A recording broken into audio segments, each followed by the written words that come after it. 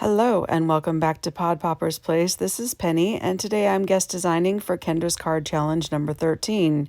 Today we are featuring products from our super sponsor, Cat Scrappiness. Cat Scrappiness will be giving away a $25 gift card during Kendra's Card Challenge number 13. Today's giveaway, however, is a chance to win a digital download from Cards by Kendra herself. Today I will be completing two different cards from Kendra's Card Challenges, and the first is sketch number 3. Cat Scrappiness generously provided the Quokka Love stamp set along with the cutting dies. And what's so fabulous about this die is that it cuts each of the individual hearts except for one, all separately. And they also sent us some fabulous bits and pieces to use in a shaker card. So that will be one of the cards that I'm making today, along with some enamel dots that match the paper. Because sketch 3 calls for an area where you build a scene, I'm going to use all the sentiment stamps from the Quokka Love stamp set and create a word collage background. It took some time to get the sentiments in the proper placement, but once I did, I used my rubber eraser to rub off the film that is on brand new stamps, and then I also cleaned them with some cleaner and a microfiber cloth just so that I made sure that they were ready to go. I wanted the background to be rather subtle, so instead of using Memento Black, I decided to use this Memento London Fog, which is a light gray. Once I had a good impression of all of the sentiments, I cleaned off my stamps, and then I started to figure out which ones I would use a second time to fill in the rest of the background. This process took a lot longer than I had anticipated, and in the end, I ended up using a single block just to fill in the extra little holes that were there. And I used the XOXO stamp quite a bit because it was nice and small, and it was able to be a good filler for areas that I missed. I decided to use Memento Black for the Quokka so I could color him. I did make an error on the first one, but I will use that error later, and then I colored him off screen. As I cut him out with the die cut, I think it's just fabulous that Cat Scrappiness thought of keeping the hearts separately, except for that one that is right above the large heart. It's nice to be able to have those little hearts to use as embellishments on the rest of the card. There are so many awesome sentiments from this stamp set. I decided to use the one that says "You are my person" and use the die cut to cut it out rather than stamp it directly onto the heart this time. For my background layer, I get out a piece of gray cardstock and add an embossing folder to it, even though it wasn't called for. And then I also get this pink out of my scrap stash that I had. And I'm going to just layer all of my pieces together as it's shown in the card sketch. And it's super easy to follow these sketches if you haven't tried them before.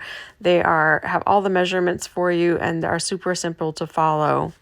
As I'm about to put my scene layer on, I just did not like the starkness of the white against everything else that was colored. So I decided to add a little bit of pink as lightly as I could with this brighter pink that kind of matched the cardstock. Once I'm happy with that, I put all of my pieces together. This does have a little banner up in the top right corner, and there are two different papers that you could use for this. I decided to use this one that has the little envelopes on it rather than the same ones that are used for the side panels, just for something different. And then I did add some of that pink ink to that as well. I popped up the sentiment on some foam tape and then used some glue to put those hearts down around the Quokka, and then also added some of the wonderful enamel dots that Cat Scrappiness has that match the paper perfectly. I felt like it needed a little more and wished I had used some white splatter on the background before I had glued it down. So instead of that, I got out this liquid enamel dots and just put some really tiny white ones at the end there. And then the last thing I did was use some glossy accents on the little Quokka's eyes and nose. For my second card, I'm using sketch number 10, and this is also a sketch that is from Call Me Crafty Owl and her sheet load of cards. I stamp and color another Quokka and remembered to add some pink to their cheeks this time. And I was supposed to use the hearts for both pieces of paper for this sketch. However, the pink hearts, as cute as they were, I thought the Quokkas were really cute for this idea that I had. And then the hearts were going to be laying sideways, and I didn't want that for my card. So I decided to just flip them over and use the other side. I write all the sketch numbers on the back with a pencil, so I had to erase those first and before I could use those pieces. And then once I got all my layering pieces done, I had to get a 4-inch circle. And so I cut a 4-inch circle with one of my dies and then made a mark in the center so that I knew about where to cut that in half. And then I cut that into 4 pieces so I have extra ones to use for another card. And I decided that I was going to stamp directly onto the heart this time. But before I do that, I colored it in with some blender pens.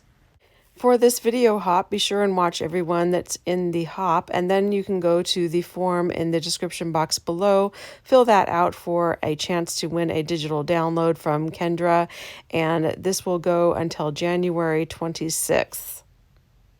I stamped the love you lots sentiment directly onto the heart, and I decided to cut that little extra heart off, which is nice that you can be able to do that. I just didn't want that sticking out of the side because of where I'm going to end up putting my quokka. I also glued layers of the quokka together and used that one that I had the mistake on earlier. I ended up gluing 5 of them together, which was way too many, but probably should have stuck with about 3, but that's okay. It'll work. So I am going to make this into a partial shaker card. I'm just going to take that center piece and I'm going to use some wrapping from one of the many stamps and products that I have purchased over the years. And I'm just going to cut that in half. I cut the top end and bottom end off and cut it down the center. And I'm just going to use that and wrap it around my center layer. After I use my anti-static tool, I use some very heavy-duty double-sided tape to glue my cellophane down. So that the back doesn't get too bulky, I do cut the corners at an angle so that I can fold them over and they will lay nice and flat. I will leave the top open so that I can put my bits in, but for this last side that I want to close, I don't want to close it too tightly. I need to leave some room so that I can get my bits in and they have some room to move around. So try to leave that last side with a little extra space when you tack it down. I add some of the love notes and hugs and kisses sprinkles from Cat Scrappiness to my little shaker pouch. After securing the pouch closed with a double-sided adhesive tape, I also use it as well to secure the entire shaker pouch to the card. I don't feel like wet glue is a good place for this because of the cellophane. After I managed to get my shaker bits up and out of the way, I used the double-sided adhesive tape again to secure my quokka to the top of the cellophane shaker area. Sketch calls for 3 embellishments on the side there, and so I used 3 of the beautiful enamel dots. They matched quite well to the paper, almost so much that they blended in, but they still gave a great shine. This finishes up my second card. Thank you so much for hopping along with us today. If you've liked what you've seen, I'd sure appreciate it if you would consider subscribing, and be sure to visit all the other creators in this hop. Check out Cat Scrappiness and their fabulous Valentine's Day release that includes all of these products. And be sure to join in at Kendra's Card Challenge. All the information will be in the description box below.